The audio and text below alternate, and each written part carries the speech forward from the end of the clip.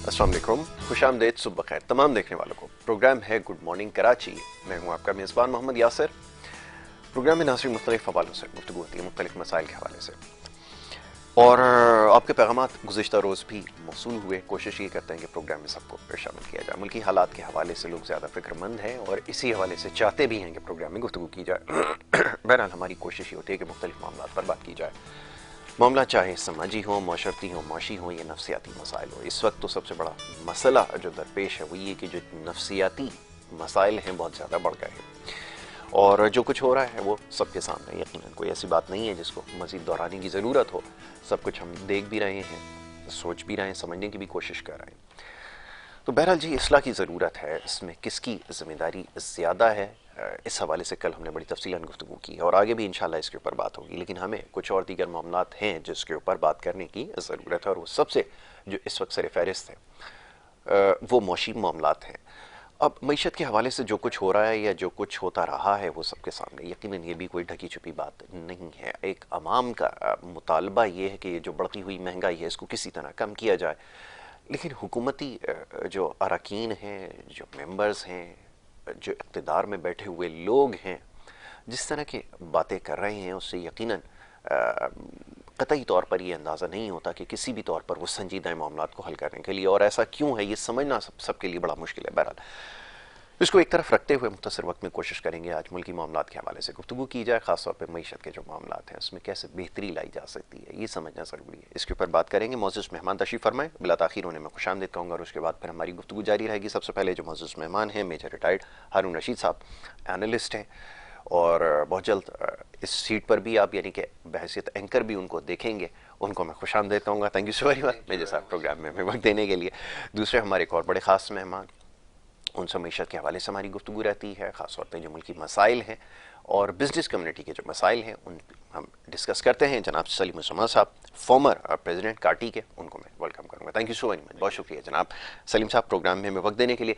मेरे साहब, मुल्क की इकानमी के हवाले से रोज़ यही सवाल है, यही बातें हैं, सब यही जानना भी चाहते हैं कि मामला कैसे बेहतर होंगे। अभी कुछ देर पहले हम जो डिस्कस कर रहे थे ब्लू इकानमी के हवाले से, बहुत बड़ा पोटेंशियल आपका है, लेकिन जिस तरह की पॉलिसीज़ हैं उससे बज़ाहिर लगता नहीं है कि आप कुछ अचीव कर सकेंगे। दीगर ममालिक की जैसे बात करें, मिसाल देते चले जाएं, बांग्लादेश है या नेबरिंग कंट्री इंडिया है या दीगर ममालिक हैं, चाइना है, इतना कंट्रीब्यूट कर रही है उनकी इकानमी में ब्लू इकानमी, लेकिन हम लोग अभी तक महरूम हैं। क्यों, इसकी क्या वजह है? देखिए, thank you very much for inviting me first, and आपने हमारी एक राज को अनफोल्ड डिस्क्लोज भी कर कर दिया दिया। कि I am coming as anchor. मैं असल में अब मैं कहाँ से शुरू करूँ, मुझे समझ में नहीं आ रही है जी, बात कि शैल आई स्टार्ट फ्रॉम 1947 बिल्कुल। या shall I start from this government. क्योंकि एक किसी भी चीज़ को एक ना एक रिवोल्यूशन आता है ना, तो उसके लिए एक बहुत बड़ी मेहनत की जाती है, यस, यस, कंटिन्यूस पॉलिसीज होती हैं, फिर जाकर आप एक नेशन बनते हैं, एक यस, बिल्डअप होती है, एक चीज़ बनती है। यहाँ पर तो शुरू से ही है ना, नेशनल इंटरेस्ट के ऊपर है ना कोई काम हुआ ही नहीं है कॉम्प्रोमाइज सच। हमेशा और से। हमेशा कॉम्प्रोमाइजिंग सिचुएशन रही है, कभी आर्मी की गवर्नमेंट, कभी इसकी गवर्नमेंट, कभी लंगड़ी लुड़ी गवर्नमेंट, और वो आपस में लड़ रहे, एक दूसरे की टांग खींच रहे हैं, और है ना एक दूसरे के प्रोजेक्ट अच्छे भी ला रहे हैं ना, जी, तो जी। वो क्योंकि वो अपोजिशन पार्टी के थे या प्रीवियस गवर्नमेंट के थे तो उसको खत्म कर देते हैं। हैविंग सेड दैट, अब विल स्टार्ट हियर के अभी इतनी इकोनॉमिकल सिचुएशन खराब हो गई है उसके ऊपर, और then you ask me about the blue economy. देखिए, मैं आपको बता देता हूँ कि ब्लू इकोनॉमी का जो है ना, तकरीबन मैं आपको बताऊँ, it is more than 12-13 trillion dollars की है ना ब्लू इकोनॉमी है जी, ओवर द वर्ल्ड। और जो उसकी जो चाइना की कंट्रीब्यूशन है ब्लू इकोनॉमी में, दैट इज 10%, यानी उसकी जो जीडीपी जीडीपी का इंक्रीज है 10% है, 10% वही। है, दैट इज 1.2 ट्रिलियन डॉलर्स है ना, वो सिर्फ अपनी ब्लू इकोनॉमी से कमाता है। राइट। ठीक है ना। अब रहे पाकिस्तान की, अगर हम स्टार्ट फ्रॉम द पाकिस्तान में, पाकिस्तान बना 1947 में, दो चार शिपें पाकिस्तान के जो आई हिस्से में, उसके बाद यहाँ पर ज़ाहिर है कि डेवलपमेंट भी हुई, अयूब खान का यस, दौर भी आया, थोड़ी सी मेहनत भी हुई, तो यहाँ पर 9 प्राइवेट कंपनीज बनी और जिसकी तकरीबन 56 वेसल्स थी। जी, लेकिन अगेन एक बैड पॉलिसी 1974 में नेशनलाइजेशन हो गया Yes. और फिर नेशनल शिपिंग कंपनी बन गई और उसके अंदर सारे ब्यूरोक्रेट्स और ये सारे आर्मी के लोग आ गए और फिर उसका सत्यानाश और एंड में आकर आपके पास आज आप खड़े हुए 11 वेसल्स के साथ, ठीक है ना। अगर आप इस तरह चाइना को देखें तो it is more than 3000 vessels, India के देखें 200 वेसल्स, अगर बांग्लादेश के देखें तो उसके भी अच्छे खासे वेसल्स, और 10,000 है ना सिर्फ बांग्लादेश के जो है ना, आप वो देखें कि छोटे छोटे वेसल्स हैं जो ट्रांसपोर्टेशन करती है वो उनको उसकी जगह उनको डॉलर्स नहीं देने पड़ते, उनके अपने वेसल्स होते हैं, अपने उसमें होती है। तो आप देखें कि इस सिर्फ पाकिस्तान कहता है कि नहीं, पाकिस्तान में हम लोग, हमारे पास सिर्फ एक ही चीज रह गई है, डेट इज और टेक्सटाइल। जी बस टेक्सटाइल की एक लिमिटेशन है। आप है ना टेक्सटाइल आप जाएंगे, आप 6 बिलियन के ऊपर है, मैक्सिमम 12 बिलियन पे चले जाएंगे, लेकिन आपको दूसरे एवेन्यूज खोलने पड़ेंगे, करना पड़ेगा। हर एवेन्यू का एक अपना पोटेंशियल है। से फॉरवर्ड अगर आप सिर्फ सी फूड की बात ले लें, पाकिस्तान का जो सी फूड के ना तकरीबन 0.5 बिलियन डॉलर यानी तकरीबन 500 मिलियन डॉलर की पाकिस्तान की एक्सपोर्ट है, लेकिन पाकिस्तान का पोटेंशियल 2 बिलियन है, लेकिन उसके ऊपर कोई काम नहीं होता है। शिप ब्रेकिंग देखें तो शिप ब्रेकिंग में तो 15% री रोलिंग मिल को पाकिस्तान का स्टील, पाकिस्तान जो गडानी वाला है वो देता है, लेकिन इसमें बड़ा पोटेंशियल है शिप ब्रेकिंग को। इस तरह शिपयार्ड है, पाकिस्तान में सिर्फ एक ही शिपयार्ड है, इंडिया के अंदर तकरीबन 56 और बांग्लादेश में भी तकरीबन 40-50 के करीब शिपयार्ड्स हैं। आप इनको देखें, इनकी कंट्रीब्यूशन कितनी है, जॉब्स। अब हमारे यहाँ क्या मसला है कि हमारे यहाँ हर दूसरे बंदे को बिल्डर बनना है और हर बंदे को है ना रिलैक्स पैसे कमाने हैं। इंडस्ट्री के अंदर तो देखे ना कोई भी नहीं जाएगा, इंडस्ट्री में इसलिए नहीं जाता है कि इंडस्ट्री लगाने करने में और इसका रिटर्न आने में 4-5 साल लग जाते हैं। अनसर्टेनिटीज भी तो आपके यहाँ बहुत हैं, आपके यहाँ कंड्यूसिव एनवायरनमेंट नहीं है, आपके यहाँ कंसिस्टेंट पॉलिसीज नहीं है। कोई भी बिजनेस एस्टैब्लिश करने के लिए सबसे पहले तो ग्राउंड होना चाहिए ना, वो आपके पास है नहीं। हाँ। रीजन में आप कम्पीट कर नहीं सकते। टेक्सटाइल पे आपने बात की, अभी सलीम भाई से जरा पूछ लेते हैं टेक्सटाइल के पोटेंशियल के हवाले से। सलीम भाई ये फरमाइए, एनर्जी क्राइसिस आपके यहाँ, हायर प्राइसेस आपके यहाँ, आपकी इनपुट वैसी बढ़ जाती है और दीगर मसाइल आपके पास बहुत सारे हैं, लेबर के इश्यूज हैं और ना जाने कितने प्रॉब्लम्स हैं। अब ये जो टारगेट है हम अचीव करते हैं, या जिसके गिर्द हम कहते हैं we are hovering around 25 to 30 billion dollars का जो एक ब्रैकेट है, ये रेंज बाउंड हो गया एक्चुअली। तो इसको बैरियर को कैसे क्रॉस करेंगे? और फिर जैसा भी बात हो रही थी, आपको अदर एरियाज पे काम करना है, पोटेंशियल डिस्कवरीज पे काम करना है। क्या ये जो इस वक्त प्रिवेलिंग सिचुएशन है, इसको देखते हुए लगता है कि हुकूमत की कंसिडरेशन होगी, तमाम चीज़ें शामिल होंगी? फरमाइए। देखिए, थैंक यू यासिर, अभी बहुत अच्छा और बहुत इंटरेस्टिंग डिस्कशन हुआ और मैं समझता हूँ कि ये बात बिल्कुल मुनासिब है कि किसी भी कंट्री के अंदर इन्वेस्टमेंट या एक आपकी जो लॉन्ग टर्म इन्वेस्टमेंट्स हैं, बड़े प्रोजेक्ट्स, वो आ ही नहीं सकते जब तक कि आपकी पॉलिसीज स्टेबल नहीं होगी। आपको चाहिए पॉलिटिकल स्टेबिलिटी, आपको चाहिए इकोनॉमिक स्टेबिलिटी। आज इकोनॉमिक स्टेबिलिटी का हमारा ये आलम है कि अब जो कंपनीज होती हैं वो प्लानिंग करी होती है कि आज से 50 साल बाद हम अपने आप को कहाँ पे देखना चाहते हैं, 10 साल बाद कहाँ पे देखना चाहते हैं। मीडियम टर्म प्लान्स होते हैं, शॉर्ट टर्म प्लान्स होते हैं, लॉन्ग टर्म प्लान्स होते हैं। वो देखते हैं कि हम अपने आप को कहाँ पे देखना चाहते हैं। हमें ये नहीं पता होता कि हम कल सुबह आएंगे तो हम कहाँ खड़े होंगे। तो इन हालात में आप कैसे एक्सपेक्ट करते हैं कि हमारे पास कोई लॉन्ग टर्म इन्वेस्टमेंट आएगी, कोई बड़े प्रोजेक्ट्स आएंगे? आपके पास जब तक बड़े प्रोजेक्ट्स नहीं आएंगे, बड़ी इन्वेस्टमेंट नहीं होगी, आपको ये नहीं पता होगा कि हाँ मैं आज इन्वेस्ट कर रहा हूँ तो कल मेरी इतनी आउटपुट होगी, मैं इतने लोगों को एम्प्लॉय कर सकता हूँ, मेरी ये एक्सपेंडिचर्स होंगे, मेरी ये आमदनी होगी। जब तक आपके पास कोई फोरकास्ट आप कर ही नहीं सकते, तो आप उसके बाद आप कैसे आप डेवलप करेंगे, कैसे आप बात करेंगे कि हम ब्लू इकोनॉमी के अंदर भी अपना शेयर ले लेंगे, हम फलानी चीज के अंदर भी ले लेंगे शेयर। अभी बहुत अच्छी बात की उन्होंने, एक जो नेशनलाइजेशन की जो पॉलिसी आई थी, तो ऑल ऑफ अ सडन आपकी जो पूरी शिपिंग इंडस्ट्री थी, पूरी शिपिंग इंडस्ट्री पाकिस्तान की खत्म हो गई है। वो आज तक आप अंदाजा लगाइए कि उसको कितने 40-50 साल हो चुके, 40-50 साल गुजरने के बावजूद आज तक बाहर वालों का या इन्वेस्टर्स का कॉन्फिडेंस नहीं आ सका कि वो आपकी शिपिंग लाइन के अंदर इन्वेस्ट कर सके। ऑल ऑफ अ सडन एक पॉलिसी आती है, वो आपके पूरे निजाम को कोलैप्स करके रख देती है। उस जमाने के जितने बड़े लोग थे, जितने जो शिपिंग लाइंस आपकी ऑपरेट किया करते थे, आज उनमें से शायद ही आपको कोई पाकिस्तान में मिलेगा, क्योंकि उनके पास बहुत सारी अपॉर्चुनिटीज थी, दुनिया भर में दुनिया खुली हुई थी। दुनिया तो वेलकम करने के लिए बैठी होती है, दुनिया तो कहती है कि आप हमारे पास इन्वेस्टमेंट लेके आए। आप कहते हैं कि दुनिया आपको पाकिस्तान को वेलकम नहीं करती, लेकिन अगर किसी के पास पैसा है तो आज भी कनाडा भी खुला हुआ है, अमेरिका भी खुला हुआ है, उसके लिए यूके भी खुला हुआ है, उसके लिए तमाम दुनिया की कंट्रीज अपॉर्चुनिटीज खुली हुई हैं बिल्कुल कि आप अपनी इन्वेस्टमेंट लेके आए, आपको भरपूर वो वेलकम करेंगे। मैं कहता हूँ कि आप इनको छोड़ दें बड़ी कंट्रीज को, आप छोटी कंट्रीज को देख लें कि छोटी कंट्रीज के अंदर किस तरीके से वो लोग आपको वेलकम करते हैं। हमारे यहाँ अगर कोई इंडस्ट्री एक गलती से कोई बंदा इरादा कर ले कि इंडस्ट्री लगानी है, तो उसको पहले तो सैकड़ों जगहों से अप्रूवल लेनी होगी। वो अप्रूवल लेने के लिए किन किन मराहिल से उसको गुजरना पड़ता है वो भी आपको पता है। उसके बाद फिर जब हो जाता है, जब इंडस्ट्री लग जाती है, तो उसके बाद फिर उसको फेस करना पड़ता है कि बिजली के मसाइल, उसको फेस करना पड़ता है कि गैस की शॉर्टेज। जब विंटर सीजन आ गया है आपके सामने कि ऑलरेडी इस पर जो इंडस्ट्रीज हैं वहाँ पे इंडस्ट्रीज शटडाउन की तरफ जाना शुरू हो गई। लेबर के मसाइल यहाँ पे खड़े हो जाते हैं। पानी कराची में आपके पास वो अवेलेबल नहीं है, इंफ्रास्ट्रक्चर के इशूज अपनी जगह पर है। जबकि इसके कॉन्ट्ररी आप जाएं किसी ऐसी कंट्री में जो कि अभी डेवलपिंग नेशन है, मैं तो किसी भी कंट्री की आप बात कर लें, छोटी से छोटी कंट्री, वो आपको कहता है कि आप आए, हम आपके साथ एक बाकायदा बंदा आपके साथ डेडिकेट कर देंगे, आपको कुछ करने की जरूरत नहीं है, आपको सिर्फ उसको डॉक्यूमेंट्स प्रोवाइड करनी है, तमाम डिपार्टमेंट्स का अप्रूवल लेके आना उसकी जिम्मेदारी है, इंफ्रास्ट्रक्चर प्रोवाइड करना गवर्नमेंट की जिम्मेदारी है, ठीक है, पानी प्रोवाइड करना गवर्नमेंट की जिम्मेदारी है।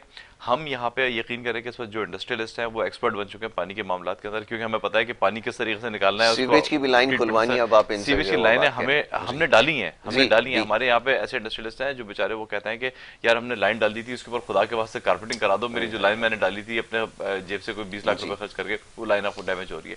तो सीवरेज की लाइनें हम डाल रहे हैं, रोड के ऊपर कारपेटिंग के लिए कच्चे माल डाल के हम उसको करते हैं ताकि हमारे क्लाइंट्स आ सकें।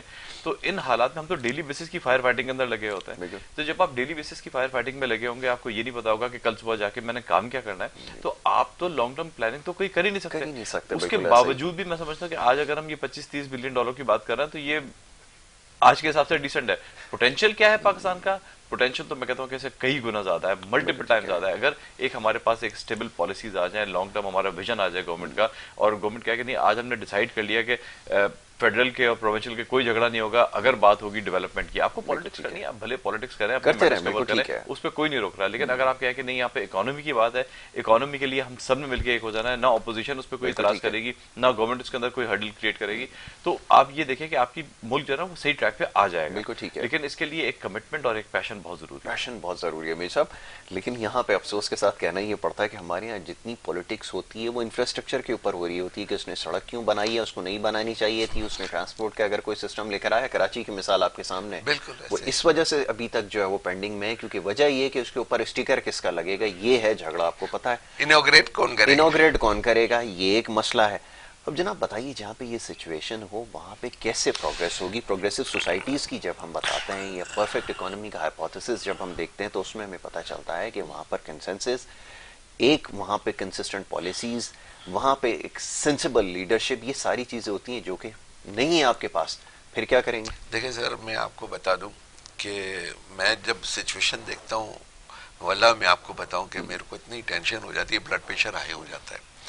वजह यह है कि आप यूं समझ लें कि इट्स अ ह्यूमन बॉडी, एक नेशन, एक मुल्क है, वो just like an human body.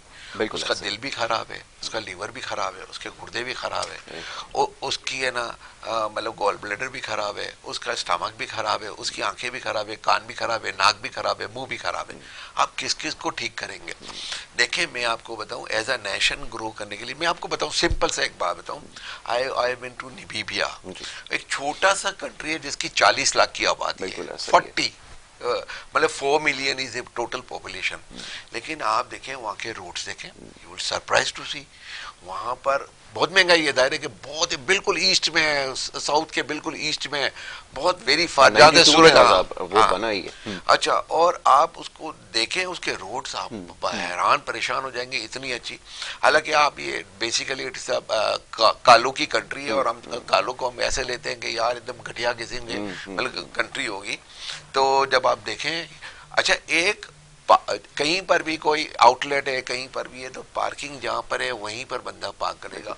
Road के ऊपर सिग्नल है, रात के 2 बजे एक गाड़ी खड़ी है, वो गाड़ी खड़ी रहेगी। यहाँ पर तो देखें कि हमारी पूरी जो नई जनरेशन है ना, और सारे वो सब हरी में है, वो कहते हैं कि बस यूं हो जाए। अब कोई जा रहा है, अच्छा मजे की बात है कि आप बस जा रही है और है ना रोड के बीच में वो बस पैसेंजर उतारने लग जाएगा, बिल्कुल ऐसा ही। आप पीछे हॉर्न मारते रहे, कितनी देर हो गई, कितनी देर हो गई, वो आपकी नहीं सुनेगा। और अगर आप कुछ बोलेंगे तो लड़ने आ जाएंगे, चौधरी बन के लड़ने आ जाएंगे। फिर मतलब देखें, किसी भी मुल्क को बढ़ने के लिए, ग्रूमिंग करने के लिए आपकी जुडिशरी ठीक हो, आपकी रेट ऑफ द गवर्नमेंट हो, आपकी है ना क्या कहते आपकी जो पुलिस है वो ठीक हो, ये तीनों चीजें ठीक होती है ना, गवर्नमेंट के को इम्प्लीमेंट करने के लिए ये तीन ऑर्गेनाइजेशन की जरूरत है। ये तीन चीजें अपनी जगह ठीक हो जाए ना तो बाकी ऑटोमेटिक सिस्टम। यही पाकिस्तानी दुबई में जाते हैं, सिग्नल तोड़ते ही नहीं है, यही पाकिस्तानी इधर आते हैं, गाड़ी यूं चलाते हैं, ठीक है। रही अब बात कहते हैं कि कैसे ठीक हो जाएगा, आपके क्वेश्चन से मैं थोड़ा सा डाइवर्ट हो जाए। आप देखें चाइना की एक कॉस्को शिपिंग है, उसकी जो रेवेन्यू है ना 27 बिलियन यूएसडी है यार। $27 बिलियन, आई मीन पाकिस्तान की एक कंपनी है ना, इट इज मतलब it is earning more than Pakistan की इकोनॉमी से ज्यादा। लुक एट दिस यार, ये ये क्यों, मैं तो मेरे को कभी कभी I am proud to be Pakistan, I am proud to be Muslim, लेकिन कभी कभी दिल में अफसोस होता है यार मैं कहीं और पैदा हो गया होता, मुसलमान पैदा होता कहीं और पैदा हो गया। मुझे बड़ी बड़ी कोफ्त होती है कि कहाँ फंस गए हैं यार, के यहाँ पर हमने एक प्रोजेक्ट लाए थे इधर नॉर्थ कराची के अंदर, हम कह के थक गए लोगों को कि यार ये गवर्नमेंट को कि हम इतना बढ़िया लैंड आपके लिए इधर डेवलपमेंट कर रहे हैं, आप इसका रोड बना दे, नहीं बनाई। अल्टीमेटली 5-6 किलोमीटर की रोड जो कारपेटिंग है ना वो हमने की। तो अब आप बताएं कि यहाँ पर फिर वो कारपेटिंग करने और फिर इतने, और इस वक्त सॉरी टू से सबसे ज्यादा वर्नरेबल जो है ना आपका कोई अगर सेक्टर हो गया तो वो रियल एस्टेट हो गया। वो क्यों हो गया उस पर भी बात करता हूँ। ब्रेक में सब छोटी सी लेनी है, छोटी सी ब्रेक की तरफ जा रहा है, ब्रेक से वापस आएंगे, गुफ्तगू जारी रखेंगे। आप देखते हैं गुड मॉर्निंग कराची।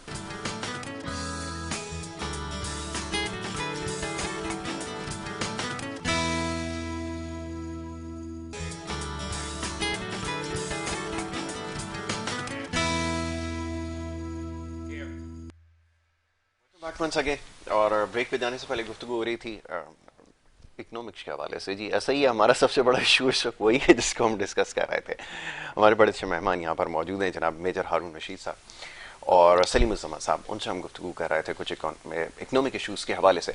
सलीम साहब, अभी जैसे बात हुई, मेजर साहब ने निशानदेही की कि कोई डेवलपमेंट करने जाता है तो गवर्नमेंट की सपोर्ट बड़ी ज़रूरत होती है, लेकिन इंटरेस्ट किसी का भी नजर नहीं आता। वेरी सॉरी कि कोई भी ऐसी जगह नहीं है जहां पर ये कहा जाए कि काम ठीक तरह से हो रहा है। जब इस तरह की सिचुएशन इमर्ज होती है तो फिर बार बार लोग ये पूछते हैं, आपसे भी सवाल होता है जा जाता है कि प्रोग्रेस कैसे होगी। जब प्रोग्रेसिव अप्रोच ही नहीं होगी तो फिर कैसे काम बनेगा, क्योंकि यहाँ तो कंसेंसस डेवलप करना दुनिया का मुश्किल तरीन काम है। एक सड़क बनाने के लिए भी आपको अथॉरिटीज के बीच में हर जगह कॉन्फ्लिक्ट नजर आता है, हर जगह कॉन्ट्रडिक्शन पॉलिसीज के अंदर नजर आता है। कैसे मुमकिन होगा, ये फरमाएं। देखिए ये बात आपकी सही है कि ये बहुत डिफिकल्ट नजर आता है, लेकिन मैं समझता हूँ कि हमें मायूस नहीं होना चाहिए, हमें नाउम्मीदी नहीं करनी चाहिए, हमें अपनी एक उम्मीद रखनी चाहिए और कोशिश करनी चाहिए कि हम अपनी अपनी कैपेसिटी में किस तरह से काम कर सकते हैं।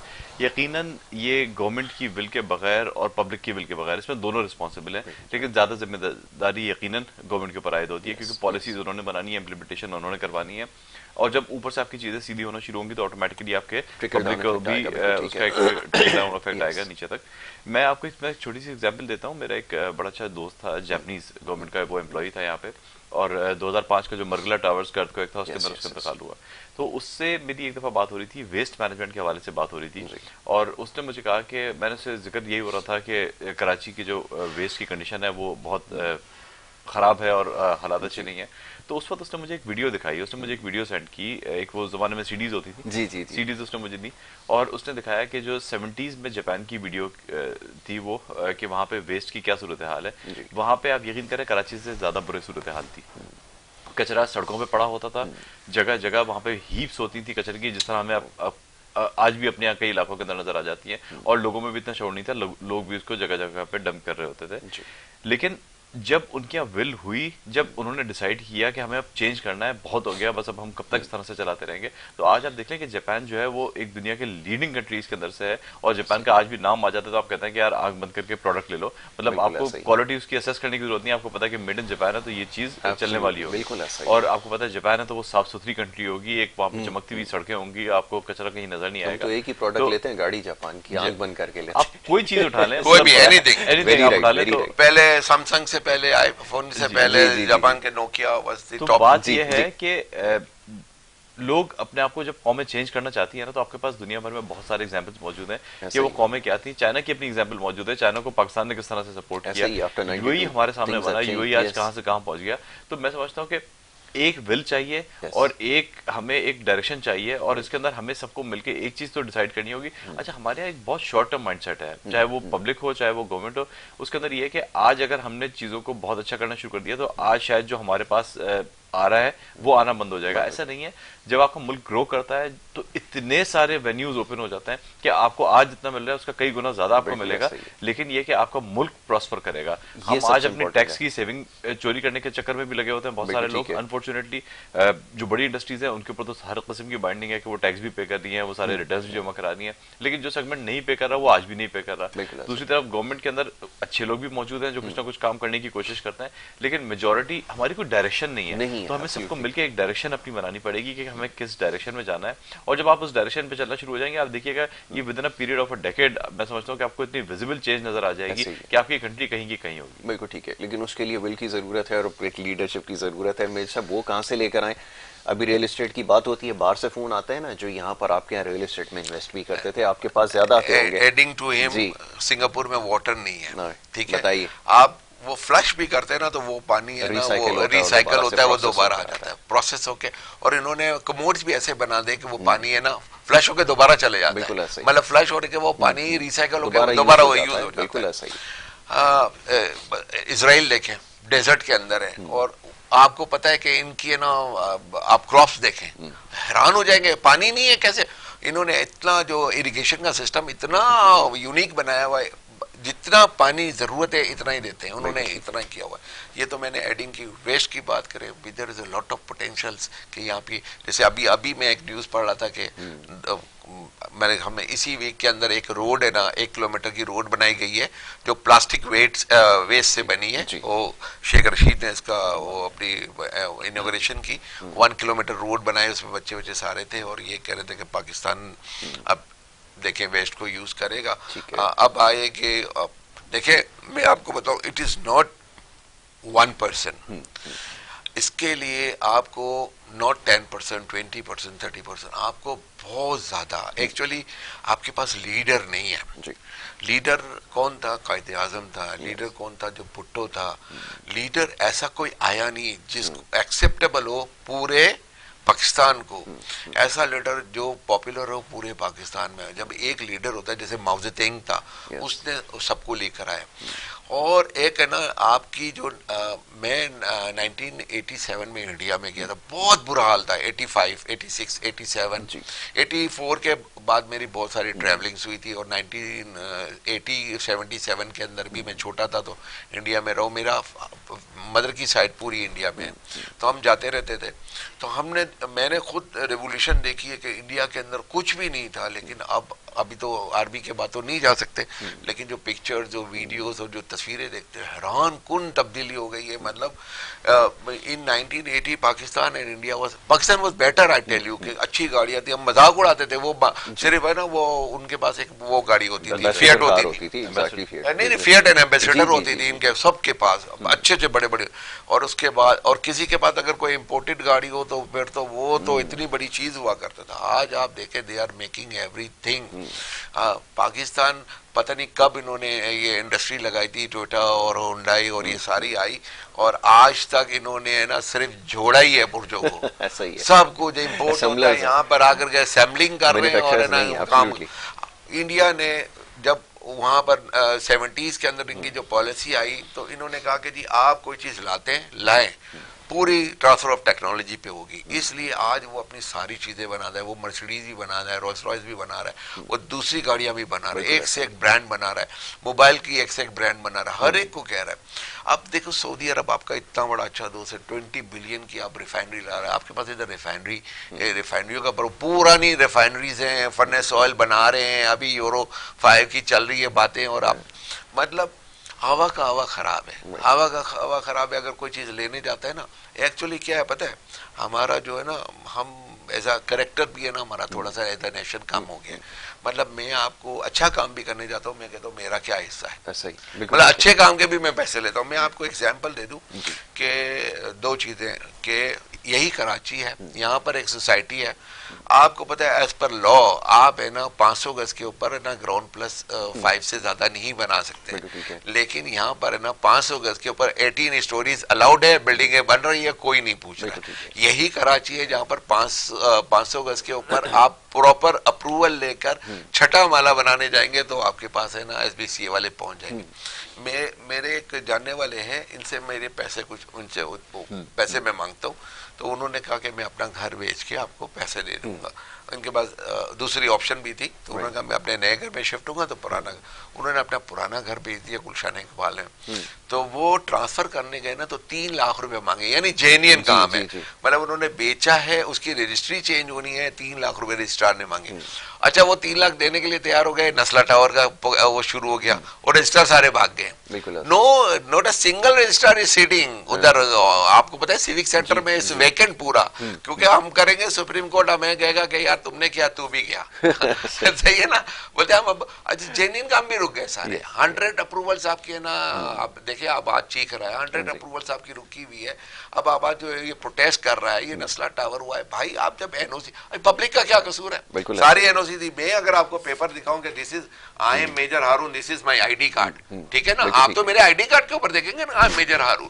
अब आपको तो नहीं पता कि मैंने आईडी कार्ड जाली बना हुआ है, मेरा नाम ही नहीं है मेजर हारून है, तो वो उसमें आपका क्या कसूर है? बिल्कुल ठीक है, बिल्कुल ठीक है। सलीम भाई लास्टली अभी बताइए, जैसे आपने कहा आप बड़े ऑप्टिमिस्टिक हैं और अच्छी बातें होना चाहिए, यहाँ पे होप वैसे बहुत थोड़ी रह गई है, लेकिन अब क्वेश्चन है, बड़ा ट्रिकी क्वेश्चन है कि भी शॉर्ट पीरियड ऑफ टाइम में देखें, अब ये तो तय है कि जो नया सेटअप पॉलिटिकल आएगा वो आकर फिर सारी चीज़ें दोबारा से स्टार्ट करेगा। अब हमारे मुल्क का मसला यही है ओवर द ईयर्स कि गवर्नमेंट आती है, पिछले सारे फैसलों को ख़त्म कर देती है और आगे भी ऐसा ही होना है, फिर ये प्रोसेस रीस्टार्ट होगा, it will take some time. ये जो बीच का पीरियड है सर्वाइवल का, ये बड़ा मुश्किल होता है, कहना बड़ा आसान होता है, चाहे बिजनेसमैन हो चाहे कोई भी शख्स हो, सर्वाइव करना बड़ा मुश्किल होता है। 3-4 साल 5 साल बहुत होते हैं, यहाँ तो ये कहते हैं 5 साल कुछ भी नहीं होते, लेकिन ये 5 साल फिर सर्वाइव करना, क्योंकि ये 1.5 साल 2 साल और आगे मजीद 3 से 4 साल अगर कोई अच्छी पॉलिटिकल गवर्नमेंट भी आई, तो इस सर्वाइवल मोड से कब निकलेंगे और फिर कैसे सर्वाइव करेंगे, क्योंकि हर कोई तो नहीं सर्वाइव कर सकता। फरमाइए। देखिए आप तो कह रहे हैं ना कि जो ये सर्वाइवल पीरियड होता है, जो चेंज ओवर होता है, चेंज ओवर होने के बाद पॉलिसीज चेंज होती हैं, तो मसला ये कि हमारे यहाँ तो अब वो सूरत हाल हो गई है कि पॉलिसीज चेंज होने के बाद भी सर्वाइवल मुश्किल हो गया है। तो हम तो जो पॉलिसीज, अगर आप जिसको कहना कि अब मेच्योरिटी आ गई है और मेच्योरिटी आने के बाद फिर पॉलिसीज अब उन्होंने अपनी बनाना शुरू कर दी, तो वो पॉलिसीज ही समझ में नहीं आ रही हैं। तो हमें तो इस वक्त जरूरत यह है कि हम अपनी टोटल नए सिरे से हम अपनी सारी पॉलिसीज को देखें कि कहाँ कहाँ पे हमारी गलतियाँ हैं। अच्छा, जो कुछ अच्छी चीज़ें भी हुई हैं, ऐसा नहीं है कि कुछ अच्छी चीज़ें नहीं हुई, जिसके अंदर मैं आपको बात करूँ तो रिफंड्स हमारे एक बड़ा मसला होता था जो हमेशा फंसे होते थे, रिफंड्स अब होना शुरू हो गए। तो जो आने वाली गवर्नमेंट है, अब जो भी गवर्नमेंट आती है, जो भी पॉलिटिकल सेटअप आता है, आई डोंट नो अभी तो खैर उसमें थोड़ा सा टाइम भी बाकी है, लेकिन ये कि जब भी होता है तो उस पीरियड के अंदर भी मैं समझता हूँ कि जो इस मोड से हमें बाहर निकलना होगा कि अच्छे काम भी हुए थे तो पिछले ने किए थे तो हम उसको रिवर्स करेंगे, उसको रिवर्स ना करें। और एक पैरेलल में आपके एक सिस्टम बनना चाहिए जो कि आपकी पॉलिसीज को डिफाइन करे। और दुनिया भर में मैं आपको बताऊं कि इसका एक बड़ा एग्जांपल होता है कि जैसे हार्वर्ड है यूनिवर्सिटी या और मुख्तलिफ यूनिवर्सिटीज हैं, वो यूनिवर्सिटीज आपकी कंट्री की पॉलिसीज बना रही होती हैं। और क्योंकि देखिए अगर मैं आप मुझसे पूछेंगे एज इंडस्ट्रियलिस्ट तो मैं अपनी कुछ आपको पॉलिसीज बता दूंगा जो मेरे फेवर की होंगी, हो सकता है कि वो किसी और के फेवर की ना हो। तो इंडिपेंडेंट इदारे होते हैं यूनिवर्सिटीज जहाँ पे बहुत काबिल लोग बैठे होते हैं, पढ़े लिखे लोग बैठे होते हैं, वो कंसल्टेशन भी करते हैं, वो इंडस्ट्रियल से भी करेंगे, वर्कर से भी करेंगे, मुख्तलिफ इंडस्ट्री के डिफरेंट सेगमेंट्स होंगे उनसे भी कंसल्टेशन करेंगे। करने के बाद वो अपनी इंडिपेंडेंट पॉलिसीज बताते हैं, थिंक टैंक्स होते हैं, वो थिंक टैंक्स और ऐसे पॉलिसी मेकिंग इंस्टीट्यूशंस होने चाहिए ताकि कोई भी गवर्नमेंट आ जाए तो आपकी ठीक है सही है, बाकी सारी चीजें गवर्नमेंट के हिसाब से होती हैं कि भाई हमें ये प्रोजेक्ट लेके आना है, नहीं लेके आना है, ये हमें रोड बनानी है, नहीं बनानी है, हमें इस साल आपकी दफा इस टेन्योर के अंदर में किस चीजों पे इन्वेस्ट करना है, $1 थॉट है। लेकिन ये कि आपकी जो पॉलिसी की स्टेबिलिटी है ना, जो इंडस्ट्रियलाइजेशन की पॉलिसी है, आपकी जो आपकी मुख्तलिफ ट्रेड्स की पॉलिसी है, कंस्ट्रक्शन सेक्टर की पॉलिसी है, वो सेम रहनी चाहिए, उसमें कोई तब्दीली नहीं आनी चाहिए। बिल्कुल, सलीम साहब ने ये इतनी काम की बात की है कि आपके अपने लोग होंगे। अच्छा, मजे की बात है मेरे साहब, आप देखें बड़ा इंटरेस्ट इसमें नहीं, मुझे बताएं आपके मुल्क के मिजाज को समझते हुए पॉलिसी बनाई जाती है। ठीक है, हमारी कौम का मिजाज है सुबह नहीं उठना, नहीं उठना, क्या करें, पॉलिसी डिजाइन की जाती है लोगों के मिजाज को देखते हुए। अब बाहर से अगर लोग आकर पॉलिसी बनाएंगे, वो तो दिन का स्टार्ट करेंगे सुबह 5 बजे से। होना ही कैसे चाहिए। नहीं होना तो चाहिए, मैं आपको कहता हूँ, मैं भी इस चीज को सपोर्ट करता हूँ। कैसे एग्जीक्यूट करेगी ये तो मैं आपको बेसिक चीज बता। कल आप गवर्नमेंट इंप्लीमेंट करते कि 3:30 आपकी सारी है ना सर, आधी कौम हड़ताल पे चली जाएगी आपकी, मैं बता रहा हूँ सर, नहीं है मिजाज। देखें, दो महीने तक आपका कोविड बंद रहा, सारी कौम बंद रही ना, तो ठीक है, आप इम्प्लीमेंटेशन करें तो शुरू में इनको थोड़ा सा फील होगा। उसके बाद देखें, मैं साउथ अफ्रीका गया और मैं stayed there for many years. तो 2004 में आई वेंट आफ्टर मतलब leaving the army, I went to South Africa and I decided to settle it down there. लेकिन अपने मुल्क की मोहब्बत, अपने मुल्क की मोहब्बत होती है, वो मुझे, मैं साउथ अफ्रीका जब मैं गया ना, तो I have got no idea of the South Africa. तो मैंने कहा ऐसे ही कालों का मुल्क होगा ये वो, चलो हम तो कमाने जा रहे हैं, ठीक है ना। तो मैंने कहा ठीक है। और जब मैं साउथ अफ्रीका के एयरपोर्ट पे उतरा, उधर रोड्स और ये देखे और उधर देखा, इतने जंगली किस्म के लोग हैं। लेकिन मैं आपको बता देता हूँ, लेकिन नेशनल स्टेट पे अगर आपको रेसिज्म पे बात करेंगे और रूल तोड़ने की बात करेंगे, वो नहीं करते वहां पर। ठीक है, चोरी चकारी उनके कालों के जो है ना स्लम एरियाज होते हैं उसके अंदर थोड़ी बहुत होती है। लेकिन आपको मेन एरिया में देखिए कि पुलिस से वो डरते हैं, सिग्नल्स वो नहीं तोड़ते हैं। रोड पे है ना, आप है ना गाड़ी अपनी लाइन में चलाते हैं। यहाँ पर तो पता ही नहीं चलता। मैं जा रहा था एक रोड पे, तो उसी लाइन से सामने से एक गाड़ी अचानक आ गई। मैं उसको मैं कहा क्या कर रहा हूँ, तो ऊपर से वो कहते ओए क्या, मतलब वो मेरे ऊपर चढ़ रहा है। एक तो वो गलती कर रहा है, ऊपर तो मेरे ऊपर चढ़ रहा है। मुझे मैं सर सारा दिन यही देखते हैं आप देखते ही है ना। तो मतलब आप देखें, मुल्क को है ना इस तरह नहीं ठीक। आप देखें, मैं आपको तो इमरान खान आ जाए, भुट्टो दोबारा आ जाए, ठीक है, कायद आज़म दोबारा आ जाए, ठीक है, पब्लिक है ना, अगर उसको आप रेट ऑफ द गवर्नमेंट, यानी सब आपकी जुडिशरी, आपके लॉयर्स, आपके मतलब यू जस्ट नेम इट, कौन अच्छा है, ठीक है ना। तो आप उस सबको ठीक करेंगे। और इन सबको ठीक करने के लिए क्या तरीका है, आपकी यहाँ पर है ना मेरिट का सिस्टम ही नहीं है। मेरिट, जितने भी पुलिस आप देखें कराची में, आप लोकल पब्लिक है ही नहीं, लोकल का कोई है ही नहीं। सारे पुलिस अफसर इंटीरियर सिंध से आए हुए, जितने भी आप है ना जजेस देखें, वो सारे उधर आए। सब मेरिट के ऊपर कोई काम नहीं होगा, तो फिर कहाँ आप इम्प्लीमेंटेशन करेंगे चीजों को इम्प्लीमेंट। ऑलराइट मेरे साहब, thank you so very much, बहुत शुक्रिया आपका, प्रोग्राम में आपने हमें वक्त दिया। सलीम साहब, thank you so very much once again, आपने प्रोग्राम में हमें वक्त दिया, बड़ी खुलकर गुफ्तगू हुई, बड़े इंपॉर्टेंट पॉइंट्स को हाईलाइट किया दोनों मेहमानों ने, खासतौर पे इकानमी के हवाले से, खास जो हमारे मसाइल हैं उसके ऊपर हम कोशिश करते हैं प्रोग्राम में बात करें। भले एक छोटी सी ब्रेक लेनी होगी और ब्रेक के बाद जो हमारा दूसरा सेगमेंट है उसकी तरफ हमें बढ़ना होगा। आप देखते रहिए प्रोग्राम गुड मॉर्निंग कराची।